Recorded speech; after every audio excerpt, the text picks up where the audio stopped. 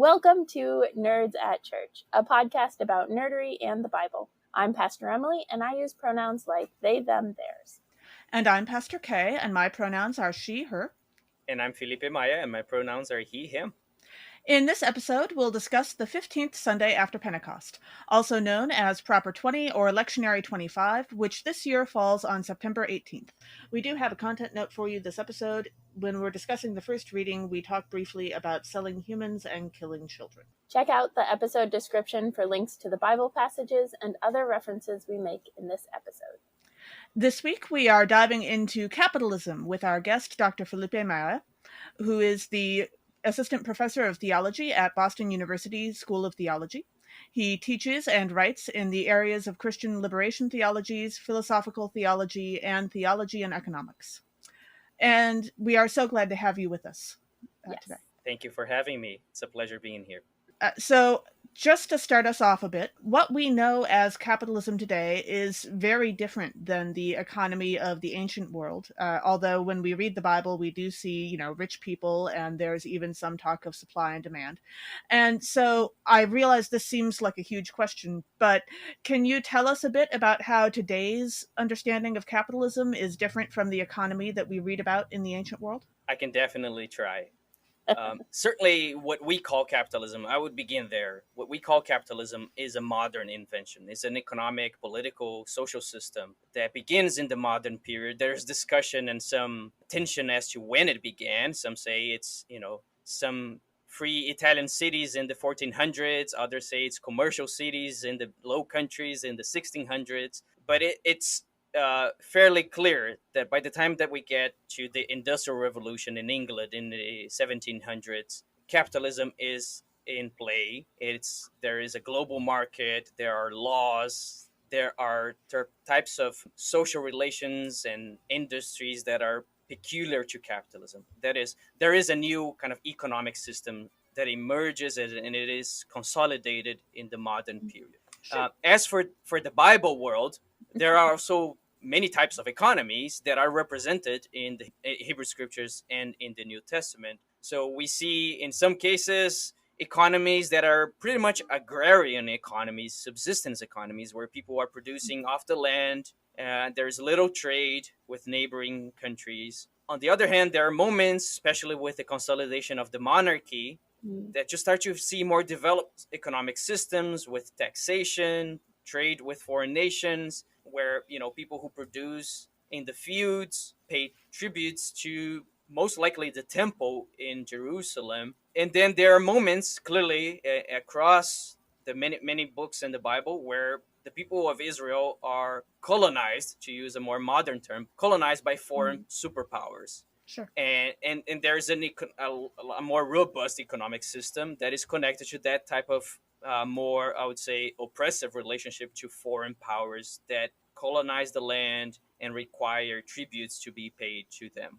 So clearly there are very different systems, and what we know today of capitalism is fairly different from the world that we see in the scriptures, especially in the New Testament, where the Roman Empire is controlling much of the economic activity in Palestine, Israel. Sure. So is there any biblical connection to capitalism at all? Like, it's obviously, in terms of time, it's two separate things, but I'm curious, like, both for capitalism and for other economic systems that we have today, like, are there bases in the Bible anywhere for them? Or there will always be, right? Because people sometimes make interpretations of scripture, to support ideas that are present to us, even though they are sort of different from the worldview represented in scripture. So I've heard accounts of people who are pro-capitalist, let's call them that way, like pro-capitalist positions, who say that the parable of the talents showcases someone who is wise and invests, and therefore is validated by Jesus according to the story. So there are accounts of people today who believe that profit is a good thing, and therefore that there is biblical validation for capitalism. There is a robust lineage of a tradition, I would call, of Christian socialists who understand, primarily based off of their reading of the book of Acts, and where it describes the apostles of having everything in common. So there's a long tradition in the modern period, certainly, that treats that as an indication that a socialist system is a more Christian-like way of organizing society, because the apostles had nothing in common and they shared everything. So this idea of a communitarian economy has appeals to many Christians today, has appealed to many Christians in the past as well. So Sure. another piece of that is the connection to liberation theology, right? When I was learning about liberation theology, it's the preferential option for the poor or the preferential option for the oppressed. So I'm curious where, because you've done a lot of work with liberation theology as well, where you find liberation theology fits. Like, I see connections between liberation theology and Christian socialism, but I don't know that they're actually like the same, or is there like, would you put them in the same group? How would you like differentiate, I guess? Good question. Yeah. There are several, I would say, lineages of Christian socialism, but a lot of liberation theologians were connected in some way to it. So the Latin American liberation theologians that I study more closely were connected to some Christian socialist traditions in France, some of them connected to German socialist parties and social democracies in the German context. And there are several socialist parties in the Latin American context that are also Christian. They are connected to church movements. So there is the preferential option for the poor. That is an important, I would say, the foundation for liberation theology is a statement that understands or proclaims that you know God by witnessing God's movement in history amongst those who have been oppressed. Right. That God reveals God's self to us in the moment of liberation. Right. When people who were formerly enslaved and oppressed are delivered from those who oppressed them. I'm referencing here the story in Exodus chapter 3, where God comes down to Moses and proclaims that God has witnessed the suffering of the people and has come down to deliver them. So this type of mentality is important for liberation theologians and impacts their views of the economy. An economy that produces wealth at the expense of the poor is, for many of us, incompatible with a Christian witness. Sure. Whereas economies that are fundamentally based on empowering workers, empowering those who are oppressed, these are to be appreciated as endorsing fundamental Christian values, fundamental Christian truths about who God is and who we are in light of each other, in light of God's creation. So if you could say that, for example, fascism is using the system of government to inflict oppression, then Christian socialism would be trying to use the system of government to avoid or remove oppression? Not only the system of government, I think Christian socialism, as I understand it, begins not necessarily with government structures, but begins with coalitions of workers, of people who have been oppressed. So Sure. it's a bottom up approach as opposed to government coming down and supporting people. Sure. Now, with regards to government, yes, one of the functions of government in a Christian socialist perspective, I think, would be to support the livelihoods of poor people, of working class people, of those who are marginalized by virtue of gender identity, by virtue of ethnicity, by virtue of their tribal origins, of their national identity, and so on and so forth. So the role of government would be to support those kind of grassroots movements that are fighting for liberation, that are struggling for their freedoms and to empower themselves and their lives and in their economic subsistence and in their thriving. Yeah. So as we head into this next part, I feel like I should point out that while on this podcast I have spent a fair amount of time explaining that I am not and have never been Catholic, this time I feel like I should say I am not and have never been a Calvinist, so don't call me an expert on that. But Adam Smith, who is often called the father of modern capitalism, grew up Presbyterian in Scotland in the 1700s. And he didn't actually talk about his religious beliefs very much, apparently. But I was wondering, do you see connections between the fundamental ideas of Calvinism and the basis of capitalism in the world? Since you started your question with a caveat, I'll start my answer with a caveat. I'm a Methodist. I grew up Methodist. Of course you are. So, Yep. So therefore, we are supposed to hate the Presbyterians. Of course, I don't, but there's a theological obligation to dislike the Presbyterians. The Wesleyan movement was fighting tooth and Lutherans have nails with no the ideas about that. Yes. That's Now, good. on to Adam Smith. So, Adam Smith himself, as you mentioned, Pastor K, was not someone who professed publicly his beliefs or faith. He grew up Presbyterian in the Church of Scotland, but by and large, he might be defined as a deist, as someone who admits the existence of a supreme being, Sure. of a god or someone who created the universe with certain laws, but doesn't intervene in history. So I think Right. that's the best way to describe Adam Smith. However, I think, in my opinion, it's very fair to suggest that there are elements of his economic thought and his philosophical worldview that are marked by his Calvinist roots. Sure. So many of your listeners certainly have heard the phrase the invisible hand of the market, which Sure. shows up in a couple of writings from Adam Smith to suggest that even under circumstances that seem unlikely, things will work out in a particular way. Right. So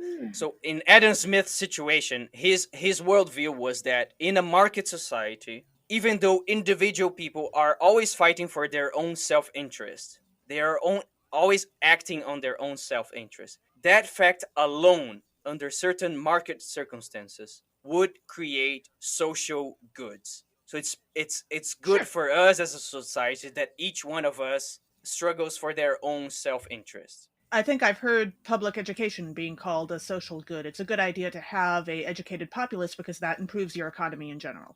Correct. So I might go to school just because I want to get a fancy job. Sure. But publicly, if all of us had access to public education, even though individuals are going for different, sometimes selfish reasons towards that good, all of us will benefit more or less equally because, in certain circumstances, even though I'm pursuing selfish reasons, we will benefit socially from it. Does that make sense? Yeah. Yeah. Well, it contradicts or butts up against what is happening right now with education, where the realization has been an educated populace, a populace that can think critically and think for themselves, is not going to acquiesce to systems of oppression as easily as one that doesn't have the education. And so that's like, as we see massive defunding of education has been happening, and then with the pandemic and the teacher shortages and just like that really just eating away at public education and the idea that people, that's why student loans came about, right? Correct. To make it harder for poor people to get an education. Yeah. And because there is active defunding of public education, and especially in higher education settings, correct? Mm-hmm. Yeah. If I could go back to Adam Smith very quickly, I would just say that in his view of the invisible hand that more or less controls the market and our livelihoods, there are echoes of a certain Calvinist understanding of divine providence. That is, that things happen for a particular reason, right? So even though Adam Smith himself was not professing any type of Calvinist belief, there's a certain pattern of thought, let me call it that way, a pattern of thought that is kind of Calvinist and is translated into his views of the market economy. Sure. I've definitely heard people talk about the market as though it was a living thing with a will of its own, whether they use the phrase invisible hand or not. And sometimes it does sound like the way that people talk about the market is very similar to the way that people talk about God's will. And especially with the emphasis that Calvinism puts on God's sovereignty and ultimate power, that could lead to some really interesting ideas about how are we supposed to react to the market and what does it mean in our daily lives. Yeah, I agree with that. Yes, especially because there are actual influences on the market, right? Whenever the Fed changes the interest rate, there are things that the government is doing to impact the market, not just this invisible ominous hand that's or even just Elon Musk and Jeff Bezos for that matter. Mm-hmm. Yeah. And I'm sure all of that plays right into the Protestant work ethic. Thank you, Calvin. Yeah. But also, what Adam Smith imagined and what we live with today are very different worlds, and I'm not just talking about the existence of airplanes and computers. Mm-hmm. So I was wondering if you could tell us a bit about what do people mean when they say that we live in late stage capitalism? I hear that phrase a lot. Yeah. And it's one of those phrases that changed meaning over the past 100 and something years. So it was Really? first introduced in the turn to the 20th century to refer, mostly in the German context, to the decline of a certain force of capitalist enterprises and the rise of some social democratic ideals. And it's now being retrieved more recently in a more critical vein by thinkers and activists who believe that capitalism is unjust. And so Sure. late capitalism is used to refer to new patterns within the market, the global market economy, that are dominated, for example, by financial institutions as opposed to like big industry. So think about Mm. the Rust Belt in the United States, where Sure. you would have like massive concentrations of wealth in the 19th century because that's where industry used to be. And now you Mm. have, a landscape that is very different. And the focus of money making has shifted to financial speculation associated with Wall Street, for example, in another financial markets such as in Chicago. Whereas production has shifted to other countries like India and China, South Africa, and others. So late capitalism is a term that has been used to refer to those changes. Okay. And I treat it oftentimes as a kind of a term that is very loose, and it simply points to the fact that things are changing and we don't quite understand the gravity of those changes just yet, but we know that those changes are deepening injustice and oppression Sure. worldwide. So late capitalism has become a kind of a call to envision different modes of arranging our economies on a global scale. Yeah.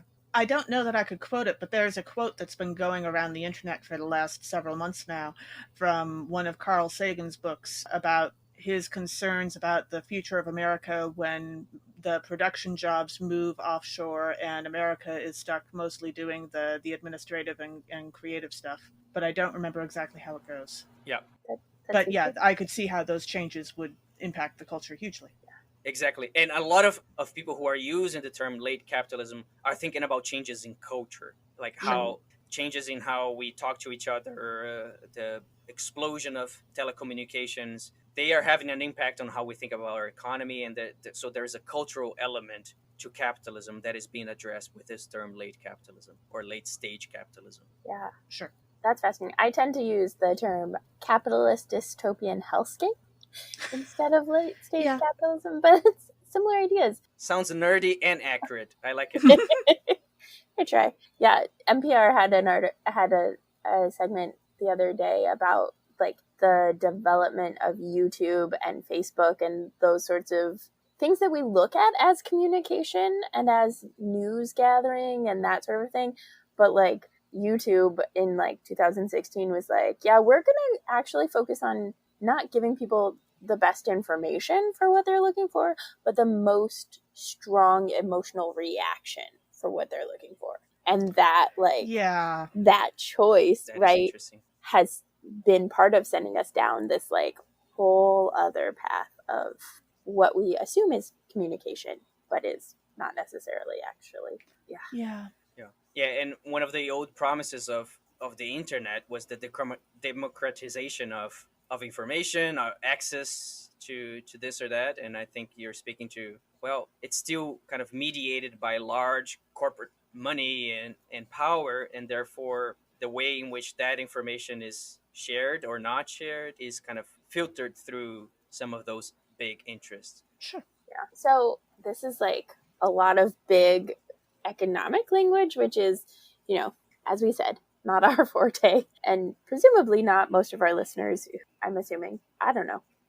But part of what we also try and do is be really intentional about like what this has to do with the Bible and like getting deeper into, hence the deep dive, into like what the connections are with the Bible. And the Bible does, like, even in the sense of it's not advocating an economic framework necessarily, though there's some argument to be made that Hebrew scriptures does in some respects. It does have a lot to say about economics and the economy and money So I'm curious, if you were to base an economic system on the Bible, like what kind of economic system would you create? Like, would it just be Christian socialism, or would there be like, what would be the like core values or principles or ways of operation of like this theoretical system of economics? I would begin with the economic agents, and I would want to build an economic system that is fundamentally about those who are most active in producing the goods that a society needs. So I would begin with the biblical call to heed to the cries of the poor, and think, how does the economy serve the interests of those who are impoverished? So for me, this is about that inversion of values that I think the gospel produces when we encounter it in moments of great pressure. And that is, you pay attention to those who are marginalized, and you see that there's something of the divine that is implicit in there. And that in constructing the system, you start with those who have been outcasts to the dominant systems today. Sure. And that for me entails that a system would always need to be self-critical, so it could never be a system such as our system today that professes to have no alternatives. Some of you may recall the phrase from Margaret Thatcher, who said that there is no alternative, and this is like her understanding of late stage capitalism, to go back to that term that we discussed before. For her, Sure. there is no alternative to that system. In my opinion, a system that professes itself to have no alternative is, to use a prophetic language, is idolatrous, right? Right. It worships a self image, if you will. And I would want for a socio-economic system to be one that is always on the move and is changing itself when it needs to change, because it pays attention to those who are always the victims of the system. I like that. One of the things that I say a lot on this podcast is like hashtag false binary, where we get like an either or option that is just like, there are so many more choices than this or this. And this feels like a like false, I don't know what the like singular word for binary is, but that sort of thing where it's like, nope, that's a false, like it's idolatry. It is a false god. It is a false idealized way of life. We don't just have a choice between capitalism and anarchy. Yeah. Yeah. There's the binary. Capitalism and anarchy. Yeah. Correct. Yeah, and these alternatives have always existed. They are oftentimes outside of our sphere of attention. They're certainly outside of many of our churches, unfortunately. But once you start to learn how to pay attention to them, you see that there are alternative ways of living. So there are currently churches that are, using some of their, saved money to forgive debts of members of their churches, right? Sure. So that seems an interesting use of money for church communities, and that goes against the grain of say the neoliberal understanding of education. You ought to pay your debts all the time, no matter what. And some people were just like praying all the time, forgive us our debts. And here we have members of our community who are indebted, massive student medical loans. Sure. And we kind of chip in a little bit and think of an economy otherwise. So like these are small alternatives, but they are emerging always. And I think I've tried myself to learn how to pay attention to them. Yeah. I think also about mutual aid groups that really came into new prominence during the beginning of the pandemic. At the beginning of the pandemic, they started to like really bubble up, but where it's, oh, you don't have enough for rent, here's money for rent, or here's money to bail you out of jail because you were protesting. Like all of those different groups too. Exactly.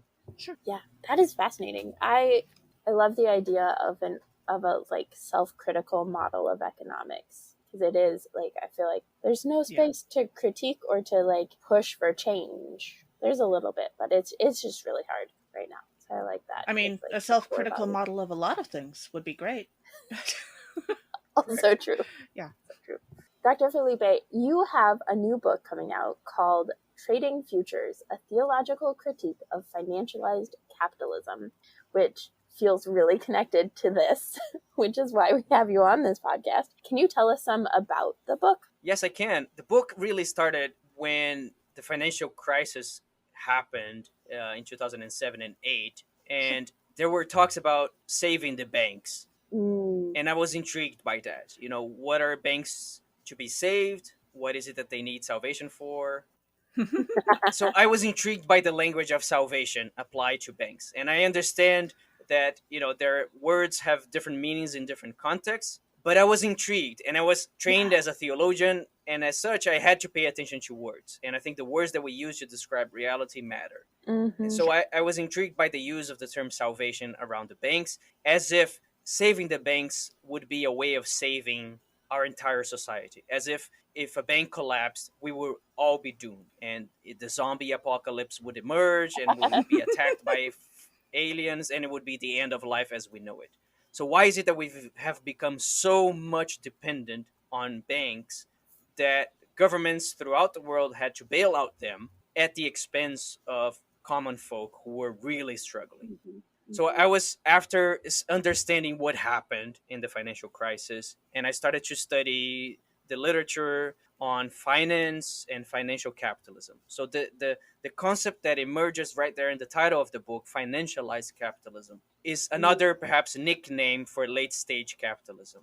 And it's a term that I use to refer to a new stage of capitalism, whereas the focus of economic activity is no longer in industrial production, but goes towards financial speculation. Mm-hmm. And Sure. so I was trying to understand how banks are running the world economy, how financial markets function. And then I came across the term futures, which has a double life. Right. Yeah. It is the name of a commodity that one can buy and sell in open financial markets. And of course, it's also the name of that which is to come, the future, Mm-hmm. which we have hopes for, or we have despair for, or whatever. Or both all the time. Exactly. I was intrigued by that gathering of words, or that semantic proximity. And I started asking, why is it that futures have become the name of a commodity that a person can buy and Mm-hmm. sell in open markets? So that's the argument that I'm trying to make in the book, is that we live in a time where our ability to hope for the world otherwise has been somewhat colonized, privatized by financialized capitalism. That today, to Sure. imagine the future otherwise is incredibly difficult, because our very ability to hope has been hindered by structures of power connected to financial capitalism. Especially because, as I remember how it was phrased during the financial crisis, when they started talking about saving the banks, it was mostly in the media. They were talking about making sure that people's personal savings accounts were saved, and it was all about, making sure that the FDIC insurance didn't fail and that kind of thing. But weirdly enough, when it actually went to bailing out the banks, a lot of the money did not go to the people who didn't have a lot. A lot of the money went to the people who were already wildly rich. And it's amazing how that affected the future of not only our country, but also the world. And also a lot of people who didn't have a lot to start out with, and a lot of people who were wildly rich at the beginning of it all. Yeah, yeah. Some scholars that I read call it a massive redistribution of wealth, right? Yeah. From the Mm-hmm. bottom to the top. Yeah. And I think that's a fair assessment of what happened over the past 20 years, 15 years, certainly since the financial crisis of 2007 and 8. Yeah. Sure. And then happened again to a whole new extent in 2020, when all of a sudden Yeah. so many jobs were lost, right? Like, among it, wages have not increased, but so many jobs were lost. And then certain companies, Amazon, for example, just had rocketing profit increases because everyone was at home and having to order things and all of that stuff. And so there's again another redistribution of wealth, where in this pandemic, which is never going to end, I think, the wealth just keeps funneling upwards and upwards and upwards, and the little drops in the bucket, right? The $600 here, $1,400 there, $10,000 of student loan debt forgiveness, like, are drops in the bucket of this massive amount of wealth that just keeps going to that top, like, 0.1% or whatever. Yeah. I write about the economy, but I should be clear that I'm not an economist. I write as a theologian, as a Christian theologian. Sure. And so for me, the major concern is the fact that this economic system is foreclosing the possibility of us hoping. So it's to put it theologically, it's foreclosing the possibility of Advent, of something to come in the future. So imagine this is has been Pastor Emily has referenced this already, and it's in the public debate right now. The question of student loans and student loan forgiveness. Sure. At age 22, the majority of people who graduate from college in this country are on average $35,000 in debt. The numbers vary a little bit, but it's somewhere in that vicinity. So, what future vocational aspirations can you entertain when you're 22 and you're $35,000 in debt? Mm-hmm. Are you going to go to ministry? You know, we have pastors in here. Are you going to go to ministry and live off of a pastor's salary? So you see how the possibilities for future thriving are foreclosed by a system of debt. Debt has this power of, in my opinion, of foreclosing future possibilities. So to me, that is a system that presents itself as having no alternative, a system that presents itself as having no alternative future must be called out as an idolatrous system. And I think our economic system is on that level. It's one where there are no possibilities, material possibilities for us to dream otherwise. Yeah. I really appreciate the way you are using the terms of the way that you're using futures and foreclosure and idolatry, because Yes, they are so frequently, less so futures, I guess, but like they're so frequently, like there's, depending on who you're talking to, there is one definition of idolatry and it's about like other religions. And Right. there's one definition of foreclosure and it's about the house you live in. And the reality is there's a lot of ways that you get at this, right? That capitalism borrows language from theology, like saving the banks, but they inform each other in a way that I think is really helpful when we're talking about how they intersect and what they have to do with each other. and yet what are the two concepts that people are terrified to talk about in public? Money and religion. Yeah. Which is how we end up in situations like this. Yeah.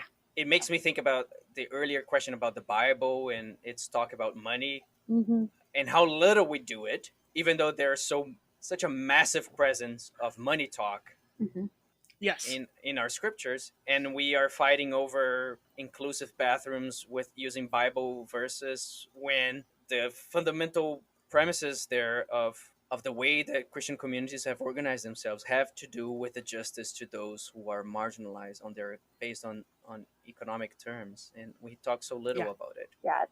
I just started a new call, and so this fall we're doing a creation stewardship 3 months, and it's because we're in the Gospel of Luke, and Luke especially talks about money all the time, and so being able to say no, we're going to talk about money when it comes up in Scripture, and the shift that is to start to pay attention to when money conversations come up and when we're talking about money.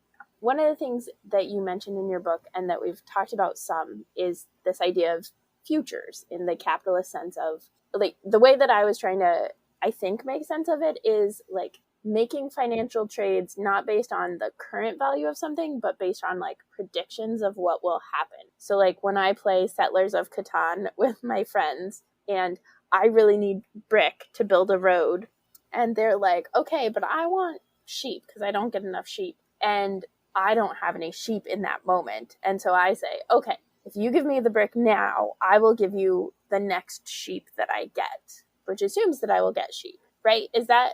Yeah.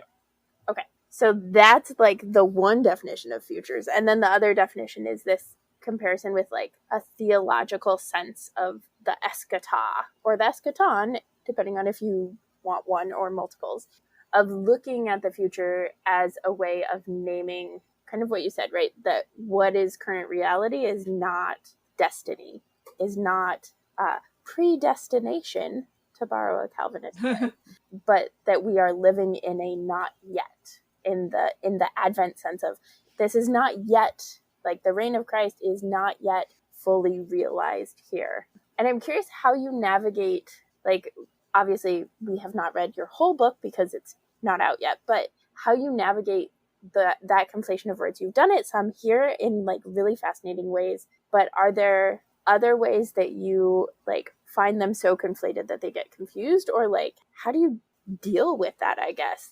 Sure. Yeah.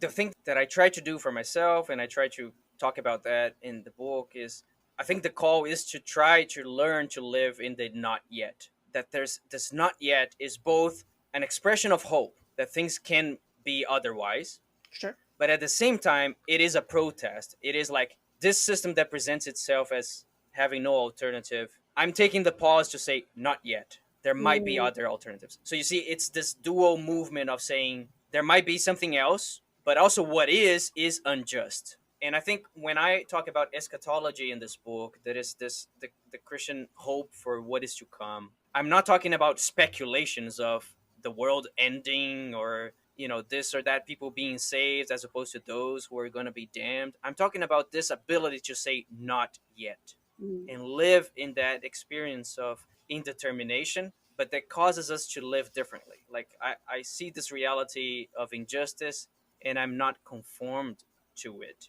I'm called to live otherwise. And that I think is the force of Christian of the terminologies around Christian eschatology. And throughout history, Christian communities have always been, at their best when they understood that ability of to say not yet. mm, Sure. yeah. So there's a lot of apocalyptic eschatological movements that emerge when Christianity gets too comfortable with the powers that be, whether this is the Roman Empire or the regime of Christendom in medieval Europe, or the role of the church in colonialism, the role of the church in imperialism. There have been Mhm. Christians who have said not yet. And I think my kind of the witness that I aspire to perform in the world is that of not yet. This reality of injustice has an end, and I live in that indetermination of and a hope for something else to come.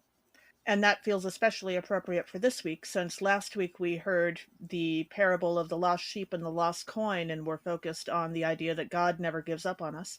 I Mhm. suppose it's true that we don't have to give up on us either. Yeah.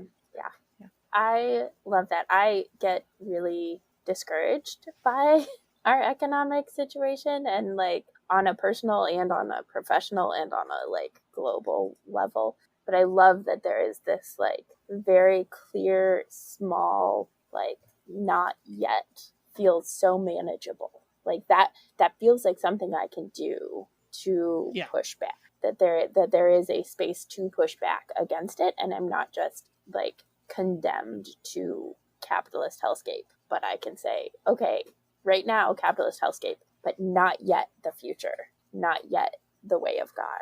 Yeah, Yeah. I love that. That gives me hope. Yeah. Amazing. So, Dr. Felipe, any other thoughts on life, the universe, and everything? One thought on this last conversation about hope. For me, I'm always reading sci-fi novels because I think they are expressions of this not yet. So Yes, when absolutely. in the past I taught a class discussing this, and we finished the class reading Octavia Butler, The Parable of the Sower, and it Mm, was just a beautiful kind of way of seeing someone who imagined the world otherwise, And you see in the novel by Octavia Butler this dual force of imagination for the future, which is first to say that things can be otherwise, but also it's an indictment on our reality. So I love that dual role of critique and proclamation. Yeah. So for the nerds out there who read sci-fi, I think there is an affinity there between Christian eschatology and our love for science fiction, for literature and film and other cultural artifacts that talk about post-apocalyptic scenarios. yeah. Absolutely. And for those who are interested in your book, when does it come out? It should come out in November 4th, 2022, Duke University Press. Excellent. Awesome. Is it open for pre-orders yet? It should be open for pre-orders on the Duke website. You are able to read the introduction, the preface, and the introduction to the book. It's available there. There's a link, and Yes. it is Great. available for pre-order. Awesome. And we'll link of course to your bio, but we'll make sure that we link both to the place where people can like read the preface and intro and where they can pre-order if they'd like. Thank Yeah. you, thank you, Yeah. Well, thank you so much for joining us today. This was wonderful. Yeah. thank you for having me. This was wonderful indeed. Thank you very much. Great. Our first reading for this episode is from Amos chapter 8, verses 4 through 7. Amos reminds those who would cheat in their business dealings, especially against the poor, that God will remember their deeds. So one of the themes for this passage is the idea of economic exploitation, which comes as no surprise given our recent deep dive. And I was thinking about this, and particularly the lines at the end about buying and selling the needy, and thinking about the Hunger Games, where like the Hunger Games are going to come up multiple times. Oh, sure. For this episode and our next Speaking episode. of late stage capitalism. Right. Yeah. But there's this sense that like there's so much capitalism in the whole thing, but then even when you become a victor, you still like comparatively you still don't have that much money compared to capital folks, but also you have a ton compared to your district folks. But also that sense of like being able to buy and sell the victors in like the capital citizens doing that. And we get that a lot from Finnick especially, right? Where he says he doesn't deal in money, he deals in secrets. But there's this like, they literally are buying and selling victors. And that's, I mean, it's not just that, right? Like there's a sexual connotation to that, but that is what we do with labor. We buy and sell people for their labor, especially when we do it for less than a living wage. Yeah. That's what we're doing. Yeah. So when we jump into the verses, we read in verse 4, "Hear this, you that trample on the needy and bring ruin to the poor of the land." So this whole passage is basically the kind of passage that makes a lot of my friends think phrases like "eat the rich." And not just my friends, me too, that's fair. Yeah. And that brought to mind the 16th book of the October Day series, which recently came out by Shannon McGuire. And one of the much smaller plot points, really not a plot point, just sort of an ongoing process in the books that people who have been reading them will have noticed, and therefore this is not entirely a spoiler, I don't think. Mm-hmm.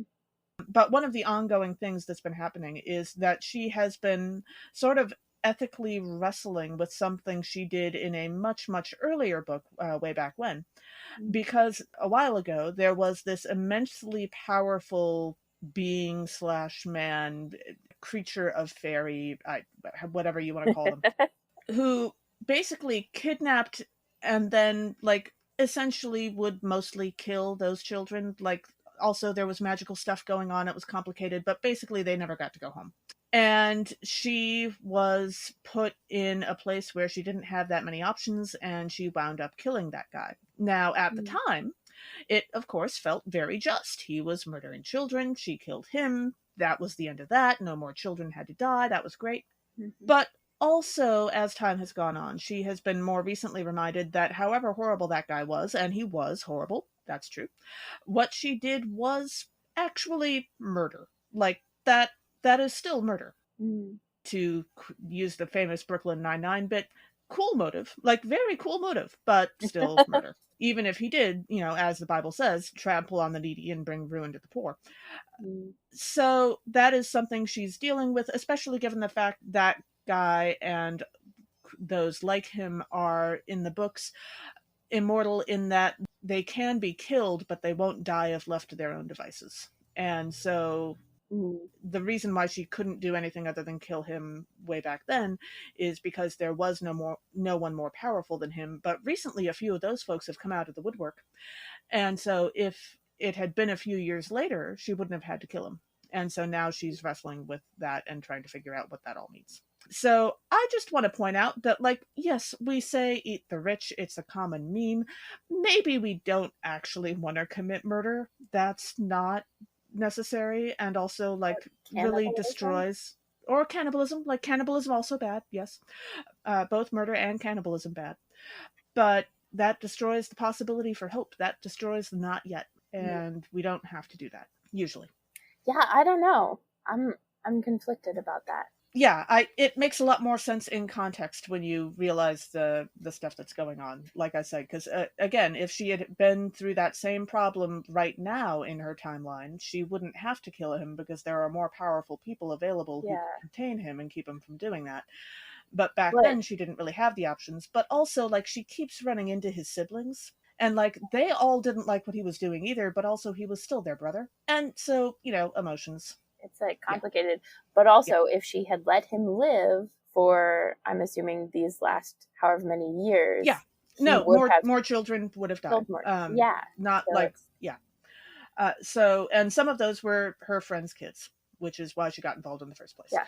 So yeah, that it's not a good situation, but also like murder. This is where we lean into sin boldly. Probably, yeah. And believe in Christ even more. I mean, that's what Dietrich Bonhoeffer used as like part of his understanding of how to resist. Yes, and why he was reasonably ethically comfortable with the concept of assassinating Hitler. Mm-hmm.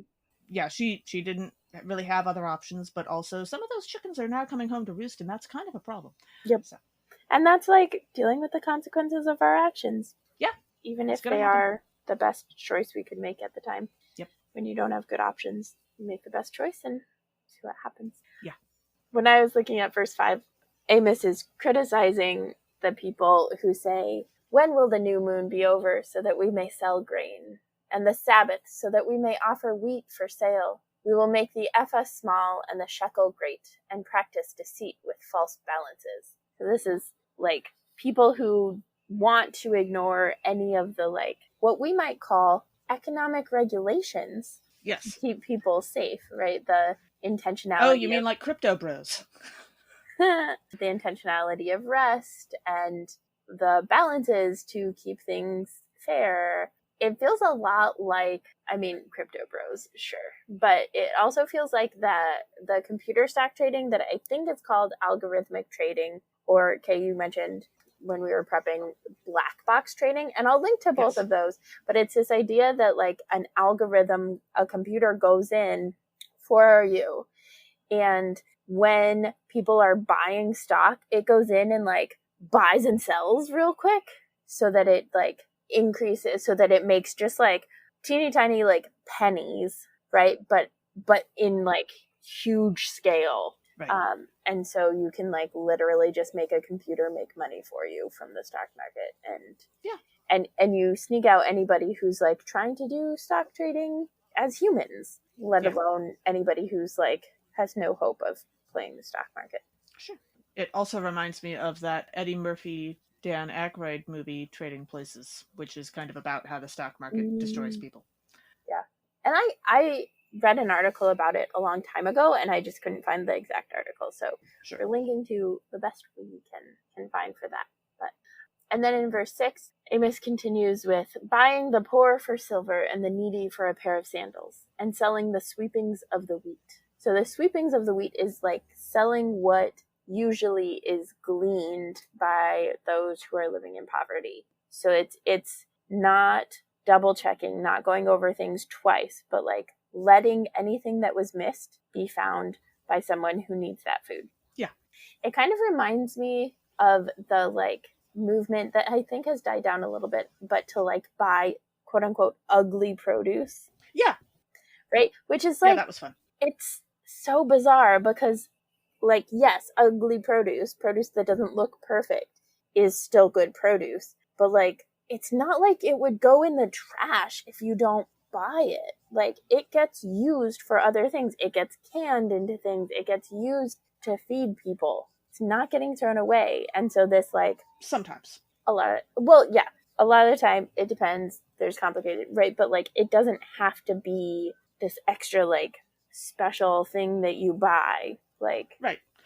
I suppose as I think about that, I could also see like a movement to send the ugly produce to the food processing plants that like chop stuff up and make a dish out of it that then gets packaged, and like you don't actually see the ugly produce. Like that would be a good place to send that stuff, because people aren't going to buy it in a grocery store if you're just buying the zucchini. But the ugly zucchini can certainly go into zucchini bread that you buy at the grocery store. Mm-hmm. And that's like a lot of the times that's what they do. They just send it to like a place that does canning or freezing or that sort of thing. Sure. Yeah. And then in verse 7, we read, "The Lord has sworn by the pride of Jacob, surely I will never forget any of their deeds." And of course, anytime we say that someone will never forget something, I immediately think of elephants. And so now, of course, I want a rewrite of the Narnia books where Aslan is an elephant, please. Yes. Oh my I gosh. really like that idea the more I think about it, because, like, Aslan not being a tame lion is the famous line for kind of why he's a lion, and then, of course, also the mane being cut off later and all that. But, like, I think an elephant would have the right personality for it as well. And, like, I wouldn't want to make an elephant mad. That seems like a terrible plan. No, elephants actually like cause massive amounts of destruction. Yeah. And yeah, that's fascinating though, because I would be curious about a rewrite like that, because I think it would also be just very different because of the kinds of animals that elephants are.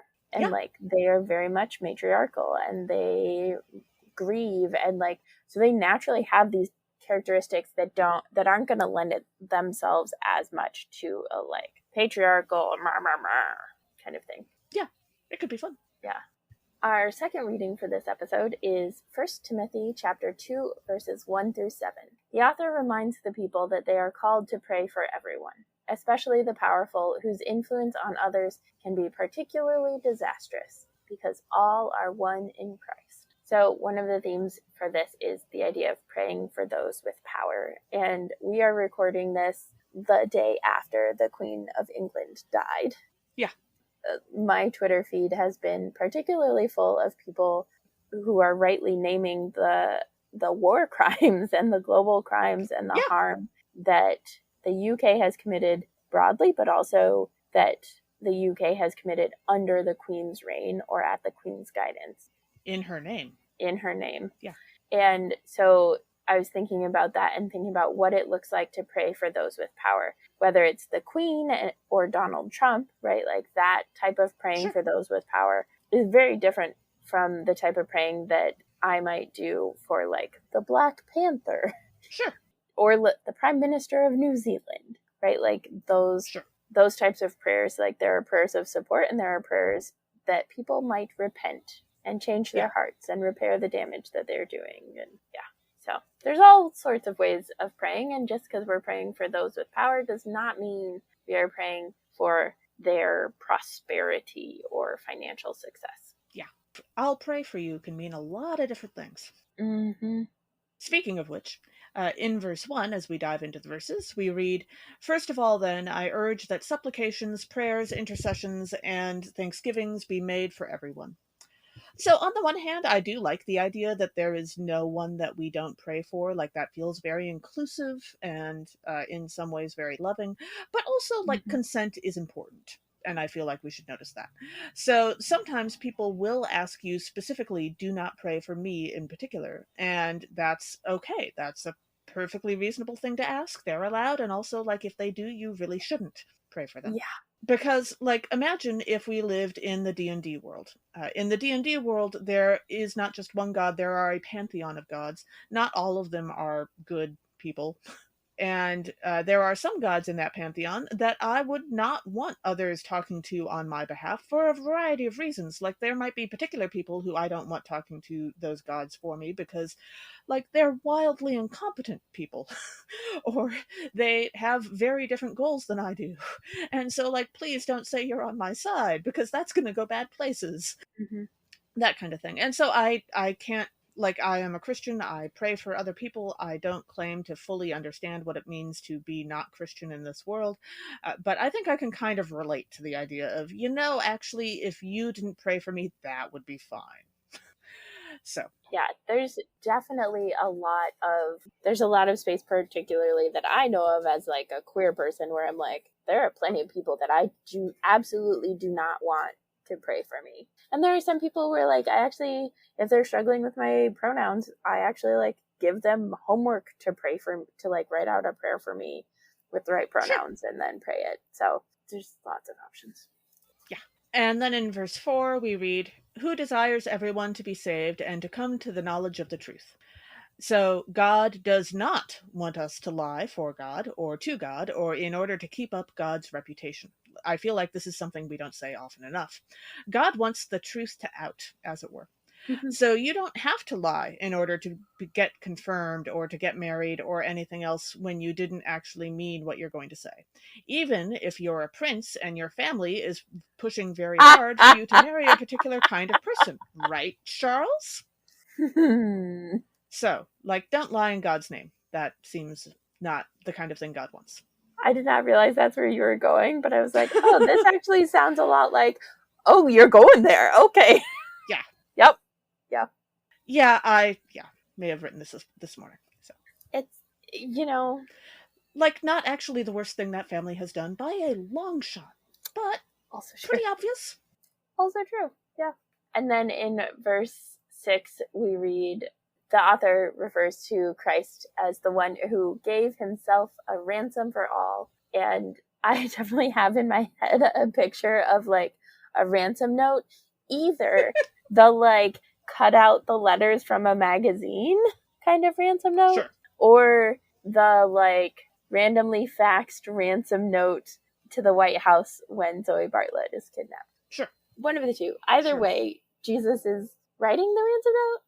Humanity sends a Humanity? ransom note to God for sending, Jesus. like, yeah, it's well, not... humanity killed Jesus, so we're the ones writing the ransom note for Yeah. Jesus and sending it to God. How do you send a ransom note to God? And what magazines would you use to do that? Right? I feel like that question is heretical, and I don't know why. And are we ransoming Jesus for ourselves?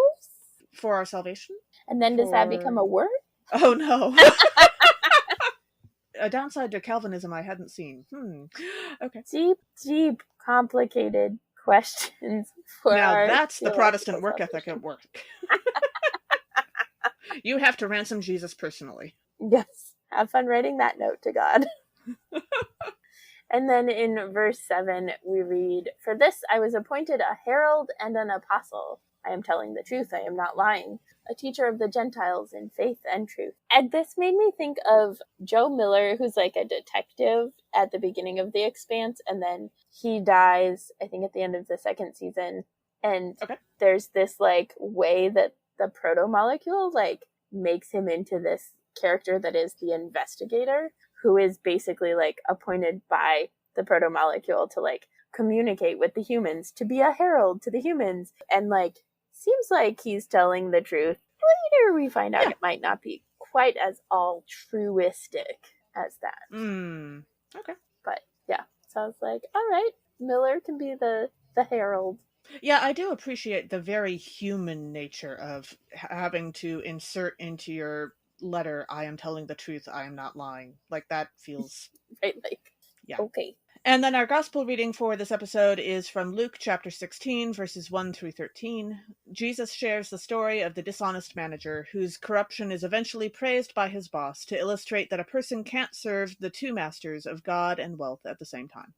So one of the themes that when I was preparing for this came up was the idea of predatory lending, that there's an argument that the amounts that are forgiven are actually just the amounts of interest. That like the person borrowed 50 and is expected to pay back 100, or 80 and is expected to pay back 100. And I thought that was fascinating, particularly in light of student debt and student loans and the ways that like the debt that's being forgiven, like it really feels like somebody took out student loans and now they're like, okay, you can pay back and we'll forgive some of this debt that you have so that you can pay it back. When for like some people that's like just a teeny tiny amount of the interest, not even all the interest, but just like such a small amount because of how predatory the interest rates are. But yeah.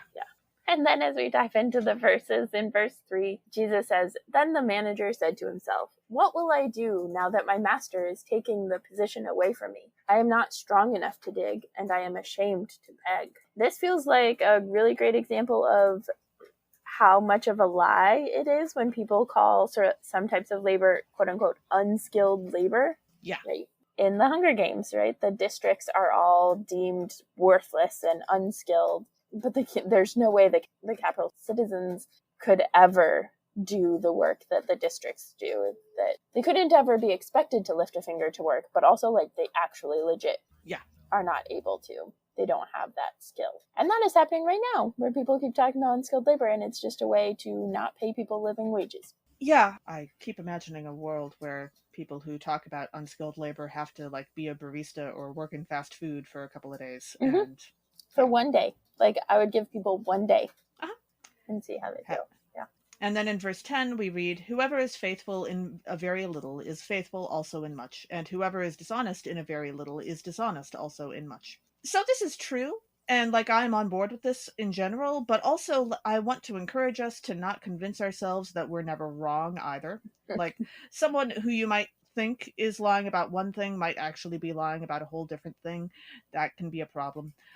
And I don't really believe in the concept of a person who can 100% always tell when someone is lying. Like, my mom used to be really good at being able to tell when I was lying when I was younger, but as I get older, she's gotten worse at it. Although, to be fair, some of that is just that we live in different states now. Not that I lie to my mother very often. Of course not. No. Why No, would I do that? never But lie to your parents. Lying bad, unless you're lying to the pharaoh. well, but like believing yourself infallible is pretty much always going to do terrible things to you. So I'm just trying to discourage you from that. Like in Dune, I was reminded that several characters, including the main character's mom, whose name is Jessica, several of these characters can tell when someone is lying, but sort of to different extents. And with Jessica, she can't really tell what someone is lying about. She can just tell that they're trying to deceive her about something. And so, like, this becomes a problem when the guy who is trying to betray their whole family does tell her a lie, and she knows that it's a lie, but she believes he's actually lying about something else that is fairly innocuous, and so she lets it go. And that's what leads to almost their entire family being killed. So that's probably not going to happen to most of us, thankfully. But, like, don't believe that you are perfectly able to discern who is lying to you and who's not, or who is honest and who's not, because you're always going to make mistakes about that eventually. So is where I'm trying to go with that. Sure. And then in verse 11 we read, "If then you have not been faithful with the dishonest wealth, who will entrust to you the true riches?" I hope that those true riches are, God talking about salvation and not like, magic money that's perfectly honest. That doesn't really seem to exist. Because these days, it is remarkably difficult in today's world to actually make money while also being completely fair to every single person who is involved in that transaction somehow, including, say, your whole supply chain. Because the world is just too complicated for you to have full control over every single aspect of any particular economic interaction. And so they also explain that in the TV show The Good Place, and that's kind of why no one is actually truly good or perfectly evil anymore, because no one has that complete sense of control. But what you can do is you can be as faithful as possible with the somewhat dishonest wealth that you do have. That is a thing you can do. And so that's kind of where I think this verse is going. Yeah, that makes sense. I have been really confused by this parable while I was reading it. I was like, oh yeah, I was like, I am not preaching preaching this week. Wait. This week falls between two different calls for me, and I do not really mind missing this one, to be entirely honest with you. Yeah, I do love the way that Good Place is like intentional about that. Yeah, it's a great show. That's helpful. In verse 13, we read Jesus saying, "No slave can serve two masters, for a slave will either hate the one and love the other, or be devoted to the one and despise the other. You cannot serve God and wealth." So aside from obviously problematic slave language that, like, I don't actually know any slaves who love a master. Like, that seems... No, that doesn't seem likely. Inconsistent with reality. What I think Jesus is really getting at more, right, is you cannot idolize or hold as an ultimate concern, which is like a way of understanding the divine. Sure. So that makes like this make more sense to me. But it reminds me in The Expanse when Holden, throughout the series, and I'm talking about like the show, sure, Holden is trying to like hold this like neutral position where he's like, I'm not gonna side with anybody, but I'll like work with everybody kind of thing, which, as we know, when you are neutral in situations of oppression, you are defaulting to the side of the oppressor. Yeah.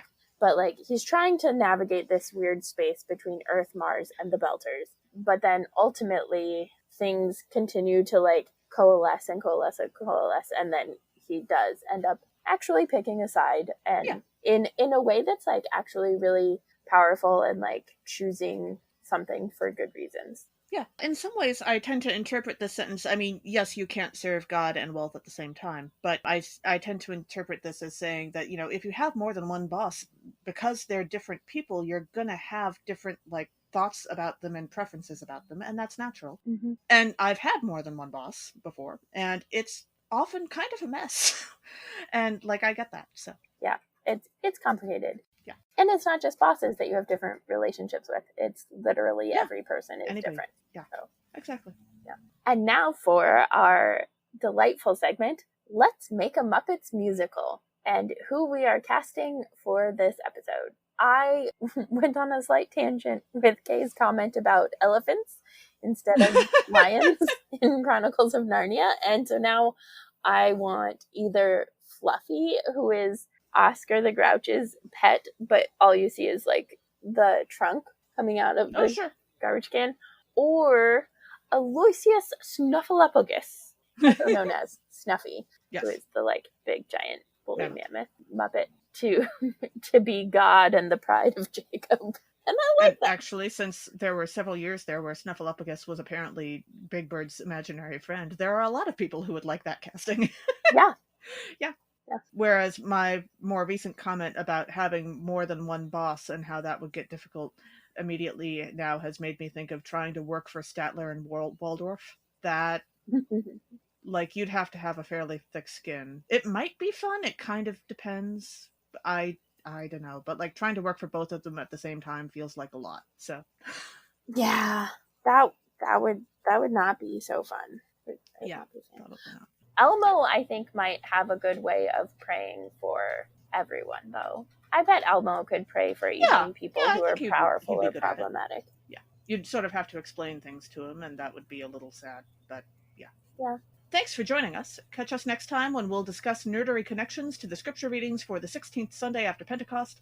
This podcast has been produced by us, Kay Roloff and Emily Ewing. For more fun, check us out on Twitter and Facebook at Nerds at Church, or contact us at nerdsatchurch@gmail.com. Also, if you like what you've heard, rate us or leave us a review on Apple Podcasts, Facebook, or wherever you catch your podcasts. If you want access to our uncut guest episodes and interviews, live Q&As, which is coming up, and more, support us on Patreon at patreon.com/nerdsatchurch. It's cheaper than capitalism, that's for sure. What isn't? Also true. Yeah. Also, let us know on Facebook or Twitter who you would cast for Let's Make a Muppets musical for this episode. As the ancient Christians said, Pax Vobiscum.